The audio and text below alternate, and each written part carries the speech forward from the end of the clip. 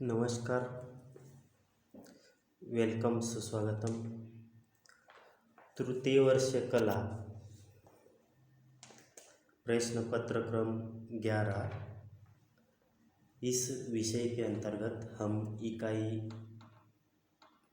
4 का अध्ययन कर रहे हैं। इसके अंतर्गत हिंदी की विविध बोलियां इस मुद्दे का हम अध्ययन करेंगे। हिंदी भाषा के अंतर्गत कौन कौन सी बोलियां आती है, उन बोलियों का अध्ययन हम अब इस तासिका में करने वाले हैं। तो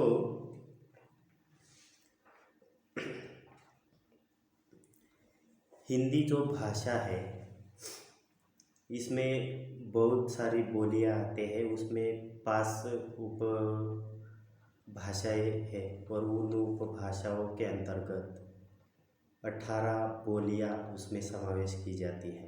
उनमें से कुछ प्रमुख बोलियों का अध्ययन हम इस तासिका में करने वाले हैं। इसमें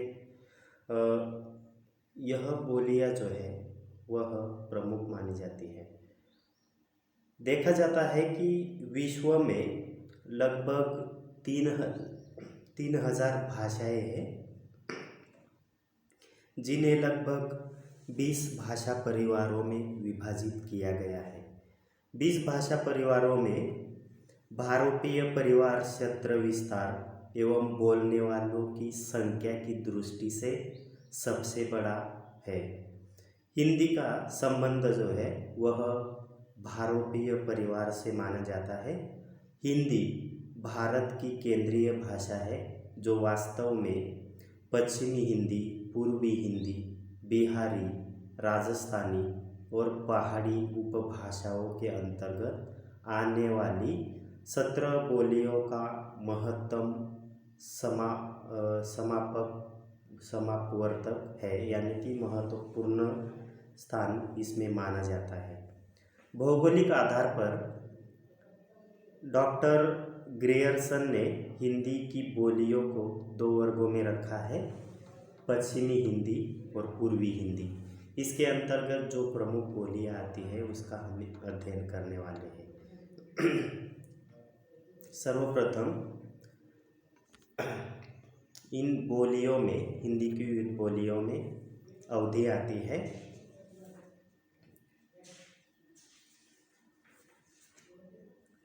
अवधि यह पूर्वी हिंदी की बोली है।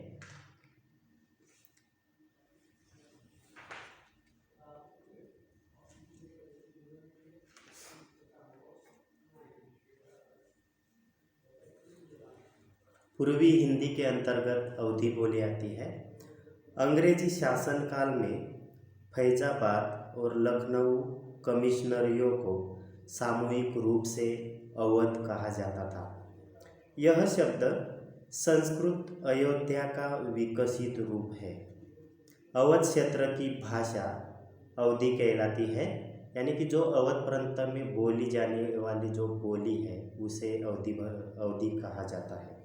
अवधी के नाम से ऐसा लगता है कि इस भाषा का क्षेत्र अवध तक ही सीमित है, किंतु वास्तविकता यह है कि अवध के हरदोई, खीरी और फैजाबाद के कुछ भागों में ही नहीं बोली जाती, जबकि अवध प्रदेश के बाहर संपूर्ण फतेहपुर, इलाहाबाद, जौनपुर एवं मिर्ज़ापुर के कुछ भागों में यह बोली व्यवहृत होती हुई दिखाई देती है, यानी कि अवधी बोली जो है वह बोली जाती है। पूर्वी हिंदी की प्रमुख बोली अवधी है। मध्यकाल से ही इसमें साहित्यिक रचनाएं होने लगी थी।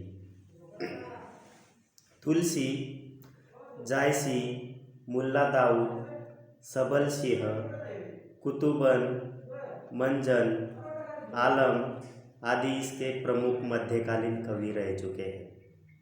अवधी को कोसली एवं बैसवाड़ी नाम भी दिया गया है। इसे बैसवाड़ी भी नाम दिया गया है। अवधी के स्थान पर यदि कोसली नाम स्वीकार कर लिया जाए तो छत्तीसगढ़ी भी इसके अंतर्गत आ जाती है। इसी तरह बैसवाड़ा क्षेत्र की बोली को बैसवाड़ी कहते हैं। यह अवधी की एक उपबोली मानी जाती है। अवधी की 3 विभाषाएं मानी जाती है: पश्चिमी, केंद्रीय तथा पूर्वी। लखीमपुर खीरी, सीतापुर, लखनऊ, उन्नाव तथा फतेहपुर की अवधी पश्चिमी, बहराइच, बाराबंकी तथा रायबरेली की केंद्रीय एवं गोंडा, फैजाबाद, सुल्तानपुर, इलाहाबाद, जौनपुर तथा मिर्ज़ापुर की अवधी पूर्वी के अंतर्गत आती है। यही अवधी का क्षेत्र है।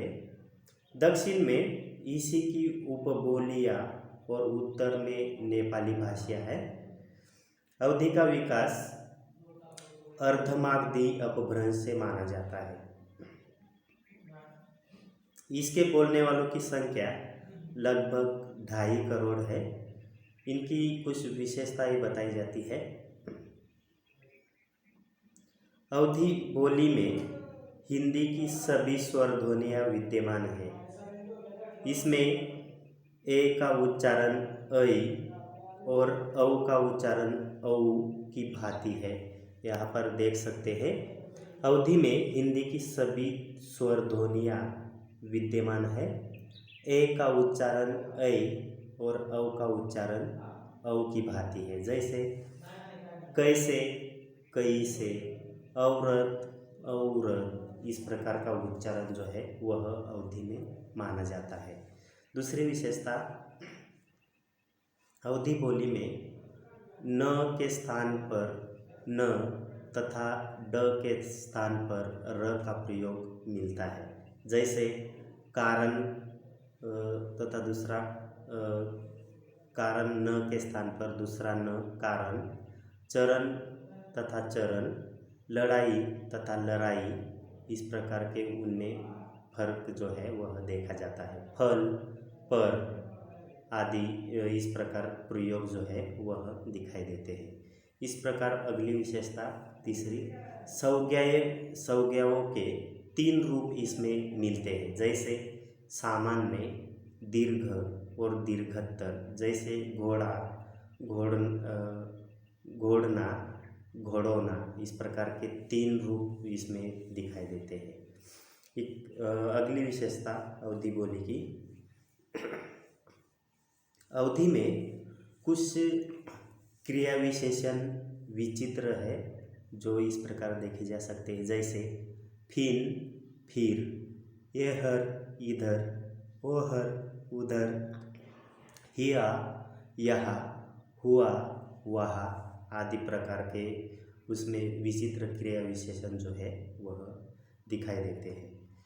इसके बाद अगली विशेषता है इसकी अवधी की, वर्तमान कालीन सहायक क्रिया के लिए अहै, आटे, बाटे का भूतकालीन सहायक क्रिया के लिए भये, रहेगा और भविष्यकाल के लिए ब, बू, बे, बो का प्रयोग इसमें होता हुआ दिखाई देता है। इस प्रकार से अवधी बोली का परिचय जो है वह देखा जाता है। इसके बाद आती है ब्रज बोली।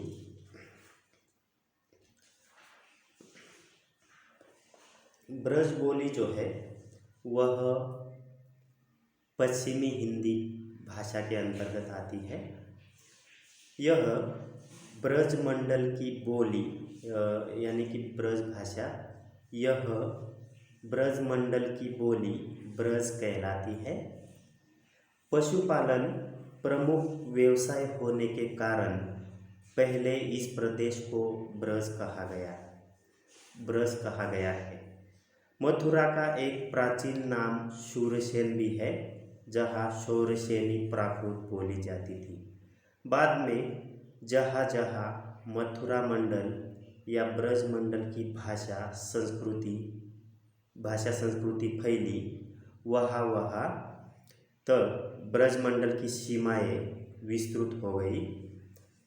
आधुनिक मथुरा जिले को मोटे तौर पर आधुनिक मथुरा जिले को मोटे तौर पर ब्रजमंडल का केंद्र कहा जा सकता है।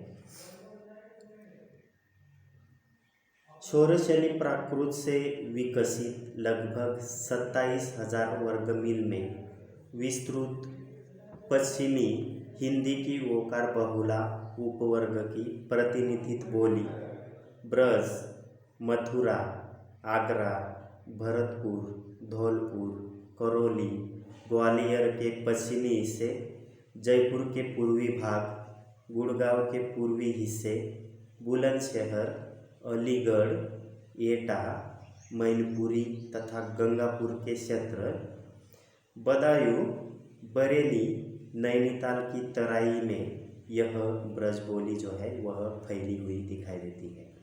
अपने वर्ग की प्रतिनिधि बोली तथा एक लंबे काल से साहित्य में प्रयुक्त ब्रज आज बुंदेली, कन्नौजी, राजस्थानी, कुमाऊनी,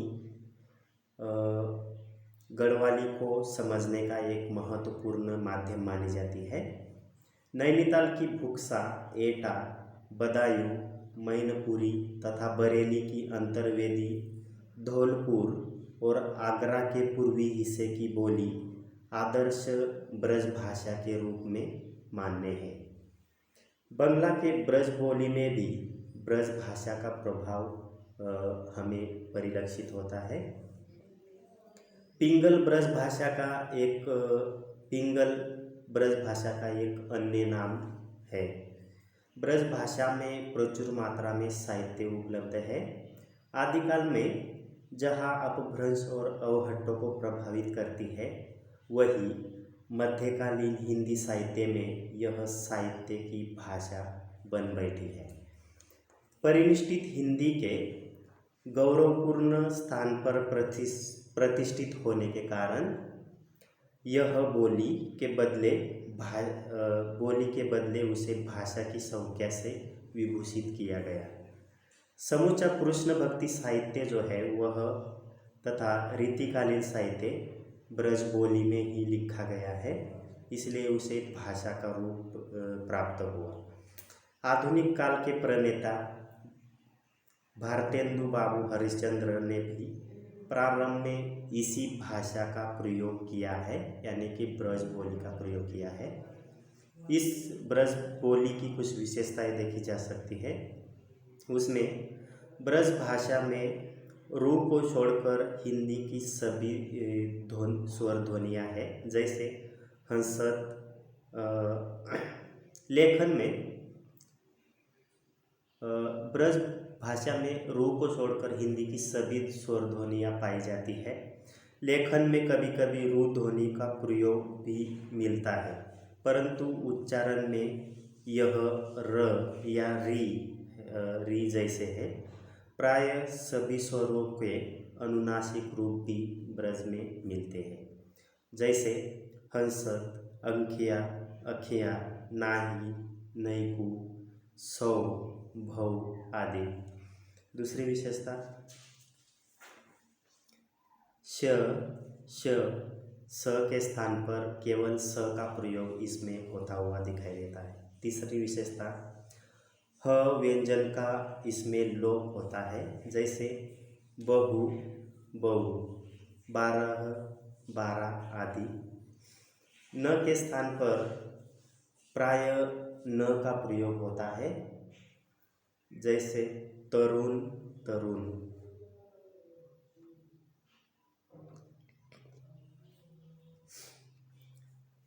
अगली विशेषता ल और र में विपर्य इस बोली में देखा जाता है, जैसे भोली के जगह पर भोरी, बादल की जगह पर बादर, काला की जगह पर कारो और ड के स्थान पर र का प्रयोग होता है, जैसे लड़का, लड़िका, घोड़ा, घोड़ा, थोड़ा, थोड़ा आदि।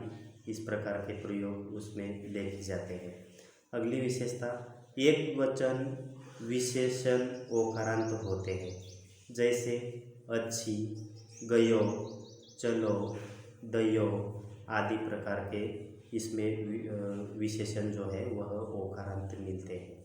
इस प्रकार से हिंदी की विविध बोलियों में ब्रज अवधि और ब्रज भाषा को देखा जाता है। अगली जो बोलियां है वह हम नेक्स्ट तासिका में देखेंगे।